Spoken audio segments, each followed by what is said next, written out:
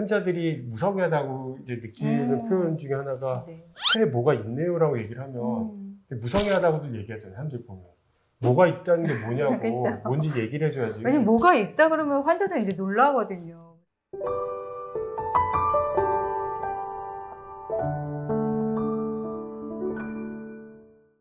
전이된 환자를 보면 저희 폐전이 환자들이 굉장히 많거든요. 보통 이제 뭐 장기침이 난다, 혹은 뭐 가래가 끓는다, 좀 숨이 조금 찬 것 같다라고 하는 이런 증상들이 혹시 폐전이 증상일까요? 제 생각에는 그 폐전이 증상은 아닐 것 같고, 물론 이제 폐전이가 아주 다발성, 아주 여러 개 있다든지, 아니 커다란 게 있다든지, 뭐 그러면 증상을 유발시킬 수도 있지만, 지금 얘기한 장기침이나 가래 이런 거는 통상적으로 폐전이가 없어도 생길 수 있는 증상들이잖아요. 그래서 모든 암이 마찬가지긴 한데 어떠한 이제 증상이 있어서 발견되는 경우는 그렇게 많지는 않아요. 지금 얘기하신 것도 폐전이 증상은 아니라고 보는 게 맞을 것 같습니다.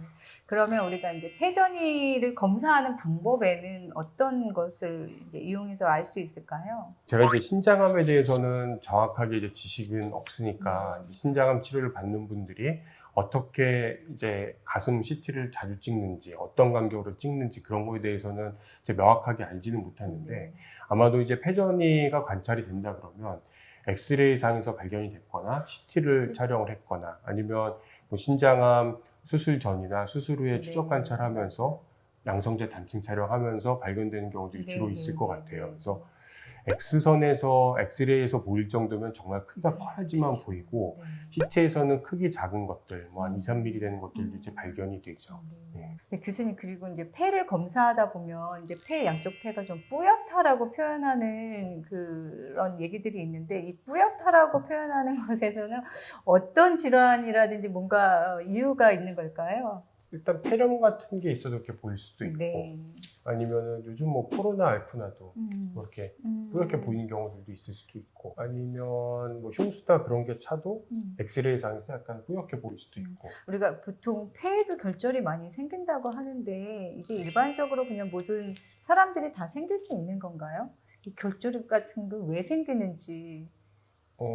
그냥 생길 수 있죠. 그냥 양성 결절. 네. 사람 몸에서 일어나는 것들 중에 설명할 수 없는 게 되게 많습니다. 이제 결절이 그래서 보면 뭐 아까도 얘기했지만 이게 뭐 원발성 폐암일 수도 있고 뭐 전이일 수도 있고 양성일 수도 있고 너무 가능성이 많아요. 환자들이 무성의하다고 이제 느끼는 표현 중에 하나가 폐에 뭐가 있네요라고 얘기를 하면 무성의하다고들 얘기하잖아요. 사람들 보면 뭐가 있다는 게 뭐냐고 그쵸. 뭔지 얘기를 해줘야지. 왜냐면 뭐가 있다 그러면 환자들은 이제 놀라거든요. 무슨 큰. 근데 진짜 의사 입장에서 뭐가 있는 거예요. 뭐가 있는 거고 잘 모르겠어. 모르겠다라고 하시면 더 겁나죠. 근데 이제 모르겠다는 게 내가 무책임하게 모르겠으니까 내일이 아닙니다. 그게 아니라 지금으로서 할 수 있는 거는 추가적으로 검사를 해보든지 그게 아니면 기다려보는 수밖에 없는 거예요. 근데 우리가 잘 모르는 상황에서 단정지어 얘기를 하면 그게 오히려 문제가 될 수가 있거든요. 뭐 전이가 아닐 수도 있는데 뭐가 보이고 전이네요 라고 얘기를 했는데 전이 안 나오면은 또 문제가 되죠. 그러니까 우리 그냥 뭐가 있다는 거는 정말 뭐가 있고 잘 모르겠는데 아직 그런 의미죠. 그리고 또 하나 궁금한 게 이제 신장도 저희는 이제 비뇨기과랑 또 신장 기능에 문제가 생기면 이제 신장내과 이렇게 과가 또 있는데요. 그럼 폐도 약간 폐 기능에 문제가 생기면 그게 이제 호흡기내과 쪽이고 이제 수술적인 거는 흉부외과로 이렇게 나뉘어질까요? 수술 안 하는 건 다 호흡기내과에서 봐줘야 되는데 신장도 기능이 나빠지면 그거를 돌리긴 좀 어렵잖아요. 그러니까 이제 더 진행하는 걸 막는 게 가장 우선이고 이제 폐 같은 경우는 가역적인 것과 비가역적인 것들이 좀 있죠. 그래서 한번 좀 진행이 된 거를 더 돌릴 수 없는 거는 2차적인 문제가 안 생기게끔 내과 선생님이 도와주실 거고 이를테면 만성 폐쇄성 폐질환에서 일부는 흡입제나 그런 걸 쓰면서 폐 기능이 개선될 여지가 있는데 그럴 여지가 있다면 뭐 그렇게 약을 써서 좀 기능적으로 좋게끔 만들어질 수도 있고. 결절 말고 뭐 또 낭종도 있을 수 있고 뭐 여러 가지 어떤 뭐 이상 물질이 이제 발견이 되면 이게 원발인지 사실 또 전이인지 이런 확인들 하는 이제 과정이 있는데 그렇게 되면 이제 보통 조직 검사를 하게 되는 건가요? 처음부터 좀 얘기를 드리면 일단은 결절이라고 하는 거는 흔히 얘기해서 그냥 쉽게 얘기해서 혹이 폐에 있다고 생각을 하시면 돼요. 결절이 생길 수 있는 이유도 몇십 가지가 넘어요. 그래서 그냥 양성 결절이라고 해서 네네. 그냥 뭐 폐렴 앓고 나서 혹 같은 게 생길 수도 있고 네. 다른 양성 혹이 생길 수도 있고요.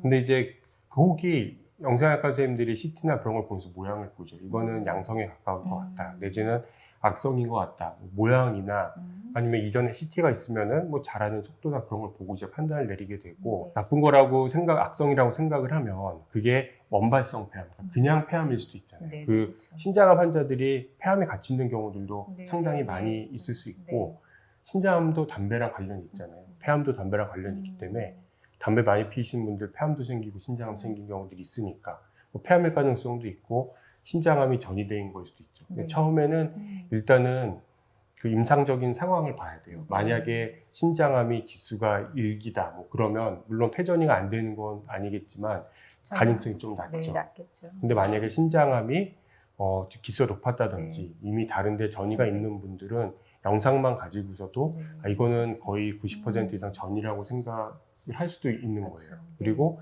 딱 하나만 있다 그러면은 이게 뭐 폐암, 원발성 폐암일 수도 있다고 생각을 하지만 다발성으로 여러 개가 있으면 아, 전이겠는데 라고 생각할 수 있는 거죠. 네. 어느 정도 이제 심증을 갖게 되는데 이제 그래도 결국은 조직을 얻어서 그 이게 뭔지 확인을 해야 돼요. 그러니까 우리가 생각했던 거랑 다른 게 나오는 경우들이 꽤 있고 그래서 조직을 얻는 방법은 여러 가지가 있을 수가 있는데 결국은 이제 폐가 커다란 풍선 같기 때문에 여기에 있는 혹이 하나 있다 그러면 그거를 접근하기 위해서 CT를 보면서 밖에서 바늘로 찌른다든지 네. 아니면 위치에 따라서 기관지로 들어가서 기관지 내시경을 통해서 조직 검사를 하든지 이제 그렇게 해야 되겠죠. 네. 그러면 바늘 끝에 덩어리가 우리 그냥 쓰는 바늘 같은 거라고 생각하면 되는데 그 끝에 아주 조금 소량 묻어나오는 걸 보고 현미경으로 이제 보는 거거든요. 근데 이제 그렇게 해서 알면 좋은데 뭐 정확도가 한 90% 정도니까 네. 만약 모른다 그러면 결국은 뭔지 알기 위해서 수술까지 하게 되는 경우들도 있어요. 네. 네. 그러면 사실 이제 조직 검사를 할 때 입원을 해야 될까요? 글쎄요, 그거는 이제 병원 시스템마다 좀 다른데, 네. 뭐 아침에 검사하고 한 오후까지 관찰하다가 별 문제 네. 없으면 집에 가는 아, 경우도 있고, 네. 아니면 출혈이나 그런 게 발생할 수 있는 안 좋은 위치다. 그러면은 뭐 한 1박 2일 정도 입원해서 네. 검사하는 경우들도 있죠. 네. 예. 뭐 전신 마취를 하거나 그러진 않고 그냥 뭐 부분 마취로 간단하게 할 수 있는 건가요? 밖에서 바늘로 찔러서 하는 네. 검사들은 전신 마취까지 하진 않고 네. 국소 마취하는 정도로 다 하고 있을 거예요. 네. 그럼 조직은 어느 정도로 떼어내나요?